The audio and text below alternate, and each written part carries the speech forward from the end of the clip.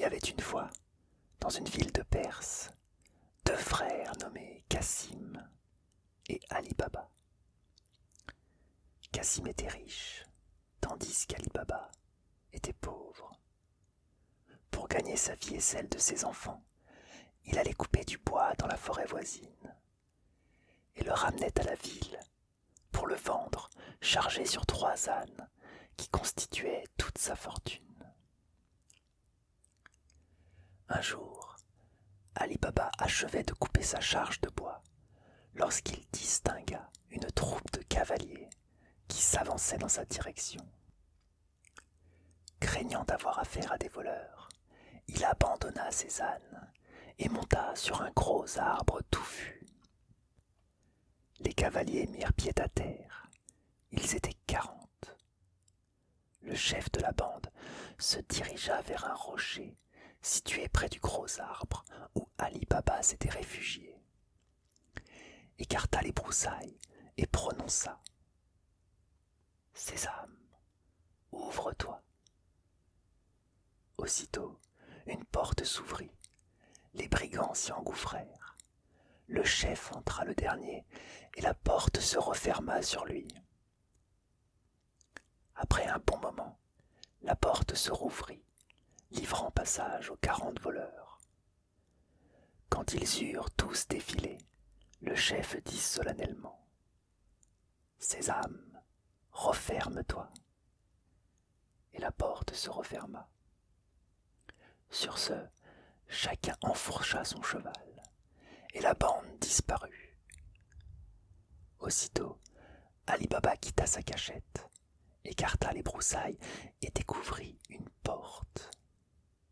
Il se rappelait la phrase magique. « Sésame, ouvre-toi !» prononça-t-il. Instantanément, la porte s'ouvrit et Ali Baba aperçut une immense grotte emplie de marchandises et surtout de pièces d'or et d'argent empilées dans de grands sacs de cuir. Sans perdre de temps, il réunit autant de sacs d'or que pouvaient emporter ses 3 ânes. Quand ils furent chargés, il prononça la formule magique. « Sésame, referme-toi !» Et la porte obéit. Content de son aubaine, Ali Baba revint chez lui et devant sa femme, vida le contenu des sacs, qui fit un gros tas d'or. Celle-ci, désireuse d'évaluer ce trésor, alla demander à la femme de Cassim de lui prêter une mesure. Mais cette dernière, désireuse de savoir quelle sorte de grain la femme d'Ali Baba entendait mesurer, enduisit le dessous de la mesure d'une légère couche de suie. En rentrant chez elle, la femme d'Ali Baba posa la mesure sur le tas d'or, qu'elle se mit en devoir d'évaluer, puis remporta celle-ci à sa belle-sœur. Le premier soin de la femme de Cassim fut de regarder le dessous de la mesure, et quelle ne fut pas sa surprise en voyant une pièce d'or attachée à la couche de suie. Son mari ne fut pas plus tôt auprès d'elle qu'elle le mit au courant de sa découverte. Aussitôt, Cassim alla trouver son frère qui, cédant à son bon naturel, l'instruisit des paroles indispensables pour pénétrer dans la grotte et pour en sortir. Le lendemain, de bon matin, Cassim quitta sa maison avec toute une troupe de mulets chargés de grands coffres pour s'emparer du trésor. « Sésame, ouvre-toi !» prononça-t-il quand il eut trouvé la porte. Elle s'ouvrit, puis se referma. Dès qu'il fut entré, Cassim tomba dans une profonde admiration en face des richesses accumulées en ce lieu. Puis, s'emparant d'autant de sacs d'or monnayés qu'il put emporter, il se dirigea vers la porte pour sortir. Mais il ne se souvint plus de la phrase exacte et dit « Orge, ouvre-toi !» La porte ne s'ouvrit pas. Cassim en conçut un tel effroi qu'il fut impossible de retrouver le mot magique. Soudain, il perçut le bruit d'un galop de chevaux. Il s'avança tout près de la porte, et dès qu'elle s'ouvrit, sortit si brusquement qu'il renversa le chef des voleurs. Mais les brigands se jetèrent sur lui et l'exterminèrent sans pitié. Ils pénétrèrent ensuite dans leurs repères et remirent en place les sacs abandonnés par Cassim, sans s'apercevoir qu'il en manquait plein d'autres. Puis ils coupèrent en quatre le cadavre et retournèrent à leurs exploits. Cependant, à la nuit close, la femme de Cassim, ne voyant pas revenir son mari, s'alarma et alla chez Ali Baba, qui partit immédiatement avec ses 3 ânes. En arrivant près du rocher, il aperçut une large tache de sang devant la porte. Il prononça les paroles miraculeuses, la porte s'ouvrit et il vit le corps de son frère affreusement dépecé. Il réunit ses restes en 2 paquets qu'il chargea sur un de ses ânes, en les dissimulant avec du bois. Sur les 2 autres bêtes, il mit des sacs pleins d'or et reprit le chemin de la ville. Il laissa à sa femme le soin de décharger les 2 ânes qui portaient l'or et conduisit le 3e chez sa belle-sœur. Il fut reçu par Morgiane, une esclave adroite et ingénieuse. « Morgiane, lui dit-il, ces 2 paquets renferment le corps de ton maître, et cependant, il faut que nous le fassions enterrer, comme s'il était mort de sa belle mort. » L'esclave alla aussitôt chez un apothicaire pour chercher une certaine tablette au pouvoir souverain dans les maladies les plus dangereuses. « Qui est donc souffrant chez votre maître ?» demanda l'apothicaire. « Hélas, répondit-elle en soupirant profondément, c'est mon bon maître, Cassim lui-même. Il ne parle plus, ne mange plus, et personne ne comprend rien à sa maladie. » Le lendemain, Morgiane revient chez ce même apothicaire et demanda un remède qu'on ne donne qu'aux mourants. D'autre part, on vit Ali Baba et sa femme aller et venir de leur maison à la maison de Cassim. Et leur attitude décelait une grande affliction. On ne fut donc pas surpris outre mesure, vers le soir, en entendant les cris lamentables de la femme de Cassim, et surtout de Morgiane, qui faisait connaître ainsi la mort de leur maître. À l'aube du jour suivant, l'esclave alla trouver un vieux savetier, Baba Mustapha, dont la boutique était toujours ouverte avant toutes les autres, et le conduisit chez Cassim, après lui avoir bandé les yeux à mi-chemin. Elle ne retira le mouchoir que dans la chambre où gisait la dépouille de son maître. « Baba Mustapha, dit-elle, alors je vous ai amené ici pour coudre les 4 pièces que voilà. Dépêchez-vous, quand vous aurez terminé, je vous donnerai 3 pièces d'or. » Quand le travail fut achevé, elle recommanda à Baba Mustapha de garder le secret, lui rebanda les yeux et l'accompagna jusqu'à l'endroit où elle lui avait mis le mouchoir en l'amenant. Là, elle ôta le bandeau et laissa aller le vieillard. Le corps de Cassim fut enseveli avec le cérémonial habituel, et quelques jours plus tard, Ali Baba s'installa dans la maison de son frère. Quand les 40 voleurs revinrent à leur repère, ils furent désagréablement surpris en s'apercevant que le corps de Cassim avait disparu et que le nombre de leurs sacs avait sensiblement diminué. « Le voleur que nous avons châtié n'était pas le seul à connaître notre secret, » dit le chef des brigands. « Il faut donc qu'après avoir exécuté l'un, nous exécutions l'autre. La mort étrange de celui que nous avons exterminé n'a pas dû passer inaperçu dans la ville. Il faudra donc recueillir les bruits qui circulent à ce sujet, savoir le nom de notre victime et connaître sa demeure.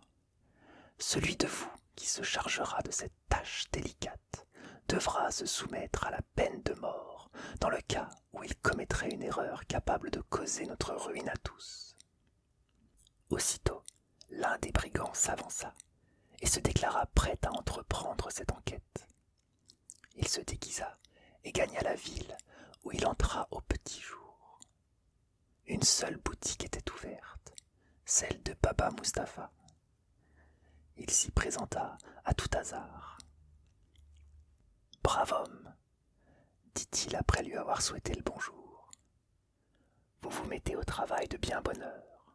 Cependant, vos yeux ne doivent plus être assez bons pour que vous puissiez coudre. »« Il n'y a pas bien longtemps, répondit le savetier. J'ai cousu un mort en un endroit où il ne faisait pas beaucoup plus clair qu'en ce moment-ci. » Persuadé qu'il était en bonne voie, le voleur tira une pièce d'or de sa poche et la remettant à Baba Mustapha, le pria de lui indiquer dans quelle maison il avait cousu le mort. « Cela m'est impossible, dit Baba Mustapha, pour la bonne raison qu'on m'a bandé les yeux, à un certain endroit du chemin. De là, on m'a conduit dans la maison, et l'on m'en a ramené de la même manière. Écoutez, reprit le voleur, venez avec moi jusqu'à l'endroit où l'on vous a bandé les yeux. Je vous les banderai à mon tour, et sans nul doute, vous vous souviendrez alors des tours et des détours qu'on vous fit prendre. Voici d'ores et déjà une autre pièce d'or. » Baba Mustapha ne put résister à la tentation et conduisit le voleur devant la maison de Cassim, qui appartenait maintenant à Ali Baba. Le brigand traça hâtivement une marque à la craie sur la porte, puis retirant le mouchoir qui bandait les yeux du savetier. « Sais-tu qui habite cette maison ?»« Je ne suis pas du quartier, » répondit Baba Mustapha, « et ne puis par conséquent pas vous renseigner. » Le voleur remercia le vieillard, et ils se séparèrent. Presque aussitôt, Morgiane sortit de la demeure d'Ali Baba. Elle aperçut la marque tracée sur la porte. « Qu'est-ce que cela signifie ?» pensa-t-elle. « Dans quel but a-t-on fait cette marque ? En tout cas, on ne saurait prendre trop de précautions. » Toujours avisée, elle marqua de la même façon et au même endroit, avec de la craie, les 2 ou 3 portes qui précédaient et suivaient celles de la maison d'Ali Baba, et qui étaient absolument semblables. Elle n'en parla ni à son maître, ni à sa maîtresse. Pendant ce temps, le voleur avait rejoint sa troupe dans la forêt, et, sans perdre de temps, ils entrèrent dans la ville. Le chef des voleurs, guidé par celui qui avait dirigé l'enquête, arriva devant la première porte marquée par Morgiane. « C'est ici, dit-il à son maître. » Mais comme ils continuèrent à chevaucher, afin de ne pas attirer l'attention sur eux, le chef fit remarquer à son sous-ordre que les 4 ou 5 portes suivantes portaient la même marque. « Pourtant, capitaine, je n'en ai marqué qu'une seule. Malheureusement, il m'est impossible de la distinguer des autres. » L'entreprise ayant avorté, les 4 voleurs revinrent dans la forêt. Séance tenante, le conducteur de l'enquête eut la tête tranchée. Aussitôt, l'un d'eux proposa de reprendre la tâche de celui qui venait de périr, et il s'en fut à la ville. Tout se passa de la même manière que la première fois. Il corrompit Baba Mustapha, qui le conduisit à la demeure d'Ali Baba. Comme son prédécesseur, il fit une marque à la porte, mais, au lieu d'employer de la craie, il la traça au crayon rouge, et dans un endroit moins apparent. Comme la vieille Morgiane sortit de la maison quelques instants après, et quand elle y rentra, la marque rouge frappa sa vue. Elle s'empressa d'aller marquer les portes voisines. La tentative des brigands échoua de nouveau, et ils se retirèrent dans la forêt, où le voleur qui avait commis la méprise subit le même châtiment que son camarade. Le chef de la bande résolut alors de conduire lui-même l'enquête. Quand Baba Mustapha l'eut amené devant la maison d'Ali Baba, il l'examina si minutieusement qu'il fut bien sûr de la reconnaître. Ces hommes l'attendaient dans la grotte.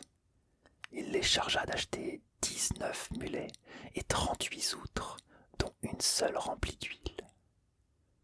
Dans chacune des 37 outres vides, frottées d'huile à l'extérieur, afin que personne ne doutât qu'elles ne fussent pleines, le chef fit entrer un des voleurs et conduisit le convoi tout droit à la maison d'Ali Baba. Justement, celui-ci prenait le frais à sa porte après le dîner. « Seigneur, lui dit-il, j'arrive de bien loin avec ce chargement d'huile que j'irai vendre demain au marché. Il est tard, je ne sais où me loger, et je vous serai très obligé, si cela ne vous dérange pas trop, de vouloir bien me recevoir chez vous. »« Entrez, répondit Ali Baba sans hésitation. Soyez le bienvenu. Il commanda à un de ses esclaves de mettre les mulets à l'abri. Ensuite, il pria Mordjan de préparer un souper pour son hôte et lui tint même compagnie tout au long du repas. Le dîner terminé, Ali Baba alla à la cuisine et dit à Mordjan : « Demain, j'irai au bain avant le jour. Fais-moi donc un bon bouillon que je prendrai à mon retour. » Pendant ce temps, le chef des brigands s'était glissé dans la cour. « Lorsque je jetterai des petites pierres de la chambre où je suis logé, dit-il tout bas à chacun, vous fendrez l'outre du haut en bas avec le couteau dont vous êtes armé. Vous en sortirez aussitôt. » Quant à Mordjan, elle mit le pot au feu pour faire le bouillon. Elle était en train de l'écumer quand sa lampe s'éteignit. Elle s'aperçut que sa provision d'huile était épuisée, ainsi que la chandelle. Elle résolut de prendre un peu d'huile dans les outres de l'hôte de son maître.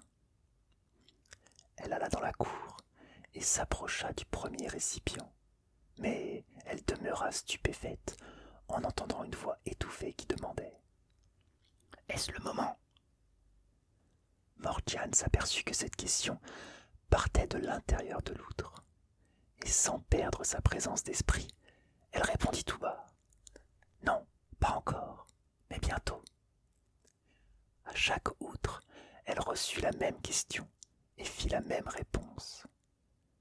Quand elle fut à la dernière, la seule qui fut pleine d'huile, elle en remplit son vase et revint à la cuisine, persuadée que son maître avait donné asile à 38 voleurs. Elle ralluma sa lampe, prit une grande chaudière et retourna dans la cour pour l'emplir d'huile à son tour. Puis, elle la mit sur un grand feu afin que le liquide bouillît rapidement. Et dans chacune des outres contenant un voleur, elle versa l'huile toute bouillante, leur enlevant ainsi la vie, sans qu'ils eussent le temps de se défendre. Elle accomplit cela sans faire le moindre bruit, après quoi elle éteignit la lampe et se posta à la fenêtre de la cuisine pour observer ce qui allait se passer. Elle n'était pas là depuis un quart d'heure que le chef des voleurs donna le signal convenu en jetant des petites pierres. Ne percevant aucun bruit, il se précipita dans la cour et, approchant des outres, une odeur d'huile chaude et de brûlé lui saisit les narines. Il comprit que son entreprise venait d'échouer une fois encore et qu'il n'avait plus qu'à fuir. Au retour du bain, Ali Baba ne manqua pas de se retrouver surpris en voyant les outres d'huile dans la cour. Mordjan raconta alors à son maître ce qu'elle avait fait pendant la nuit et le mit au courant des marques tracées sur la porte. « Tout ceci, dit-elle en terminant, est l'œuvre des brigands de la forêt. Ce que je ne m'explique pas, c'est qu'il en manquait 2. Il faut donc vous méfier encore. » Mordjan, répartit Ali Baba, je n'oublierai jamais que je vous dois la vie. Et en attendant, je t'affranchis de l'esclavage. Aidé par Mordjan, Ali Baba creusa au bout de son jardin une fosse immense, dans laquelle il enterra les corps des 37 voleurs, afin de ne pas éveiller l'attention de ses voisins. Puis, il cacha les outres et les armes et fit vendre les mulets sur divers marchés. Cependant, le chef des voleurs ne se tint pas pour autant battu. De retour à la grotte, songea aux nouveaux moyens qu'il allait employer pour se débarrasser d'Ali Baba. Dès le lendemain, il revint à la ville et se logea dans un khan, où il transporta de riches étoffes et de toiles fines qu'il trouva dans son repère de la forêt. Puis, il loua une boutique vis-à-vis de celle occupée naguère par Cassim, et actuellement par le fils d'Ali Baba. Le chef des voleurs, qui se faisait appeler Khoja Hussein, ne tarda pas à se lier avec le jeune homme. Il poussa l'amitié jusqu'à lui faire des cadeaux et des invitations. Le fils d'Ali Baba se crut naturellement obligé de lui rendre ses politesses. Il consulta son père, qui lui dit de s'arranger pour faire le lendemain une promenade avec Khoja Hussein, et, au retour, de l'inviter à prendre place à sa table, ce qu'il fit. Mais Hussein refusa de rester à souper, prétextant qu'il ne mangeait aucun mets salé. « Qu'à cela ne tienne, reprit Ali Baba, je vais donner les ordres nécessaires. » Et il s'esquiva pour donner de nouveaux ordres à Morgiane. Celle-ci ne cacha pas son mécontentement et se promit bien de connaître cet homme qui ne mangeait pas de sel. Dans ce but, elle aida Abdallah, l'esclave d'Ali Baba, à porter les plats sur la table, et elle reconnut tout de suite, malgré son déguisement, le chef des 40 voleurs qui dissimulait un poignard sous son habit. Je m'explique maintenant pourquoi le misérable ne veut pas manger de sel avec mon maître. Il médite quelques mauvais coups. Heureusement, je suis là pour l'empêcher d'accomplir son dessein, se dit Morgane. Elle se vêtit d'un costume de danseuse et noua autour de sa taille une ceinture d'argent doré, où elle passa un poignard, et accompagnée d'Abdallah, avec son tambour basque, pénétra dans la salle et exécuta plusieurs danses. Pour terminer, elle tira le poignard de sa ceinture et imagina des figures d'une diversité surprenante, feignant tour à tour de vouloir frapper un invisible spectateur. Enfin, elle prit de la main gauche le tambour de basque des mains d'Abdallah et le présenta à Khoja, tandis que, dans sa main droite, elle tenait le poignard. Khoja Hussein avait déjà tiré sa bourse et se préparait à l'ouvrir, quand Morgiane, en possession de tout son courage, lui enfonça le poignard dans le cœur, si profondément que la mort fut instantanée. Dégrafant l'habit de Khoja Hussein, elle montra à Ali Baba le poignard dont il était armé. Comprenez-vous maintenant pourquoi votre hôte refusa de manger du sel avec vous?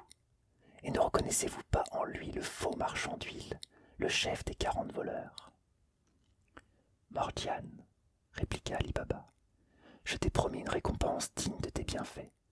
Je te choisis pour belle-fille. Le fils d'Ali Baba consentit volontiers à épouser Morgiane, et leurs noces furent célébrées quelques jours après. Le faux Khoja Hussein fut enterré secrètement dans la fosse qui contenait les corps de ses 37 complices.